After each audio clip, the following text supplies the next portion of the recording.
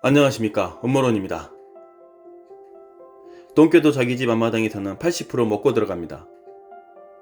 그만큼 유리하다는 것입니다.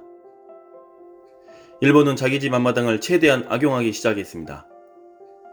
우리나라는 후쿠시마산 식재료로 만든 음식을 우리 선수에게 먹일 수 없기에 선수단 숙소 근처 호텔을 임대하여 도시락을 직접 만들어 선수단에게 직접 공급하려고 합니다. 그러나 이 부분도 일본은 올림픽 지침에 어긋난다며 태클을 걸었습니다. 우리 국민과 선수단은 이런 환경에 화가 나지만 이를 양보할 상황은 아니기 때문에 계획대로 추진할 것입니다. 이렇게 일본은 우리에게 본격적으로 태클이나 시비를 걸려고 할 것입니다.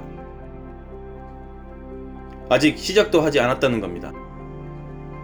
과거 올림픽을 보더라도 우리나라 선수들은 많은 오심으로 그동안 노력한 대가를 제대로 받지 못한 경우가 다반사입니다.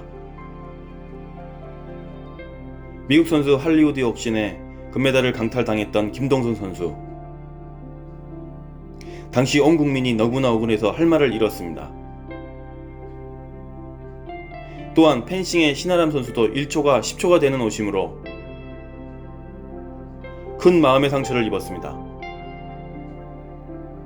올림픽을 위해 평생을 바친 우리 선수들이 약소국이라는 이유만으로 오심을 받는 경우가 매우 많았습니다.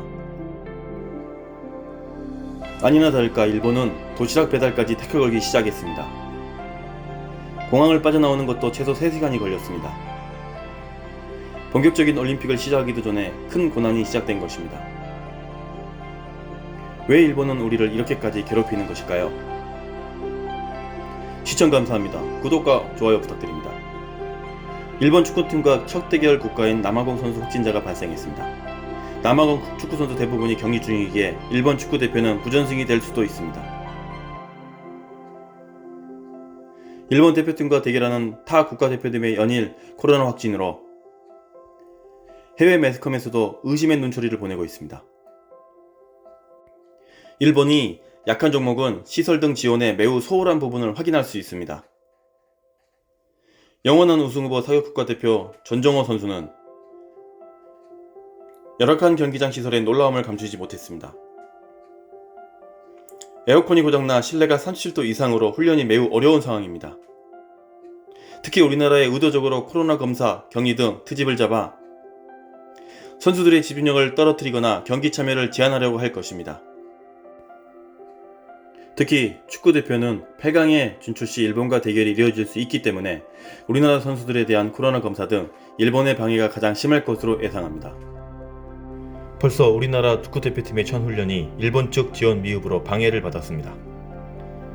무더운 날씨에 선수 부상 방지 및 훈련 효율성을 위해 훈련 시간에 맞춰 운동장에 물을 뿌려달라고 사전 요청했지만 전혀 준비가 되지 않았고 배정된 총 훈련 시간 중 4분의 1을 허비하였습니다.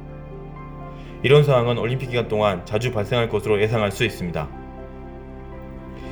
이유는 한 가지입니다. 일본 국민의 무관심 속에 치러진 올림픽을 가장 관심 있는 축구로 좋은 성적을 내어 일본 국민들의 관심을 유도하자는 것입니다. 온갖 방해 공작 계획 중인 일본을 막기 위해 우리의 관심이 그 어느 때보다도 필요한 시기입니다. 일본 적진에 있는 우리나라 대표팀의 건강과 좋은 성적을 기대하면서요. 감사합니다.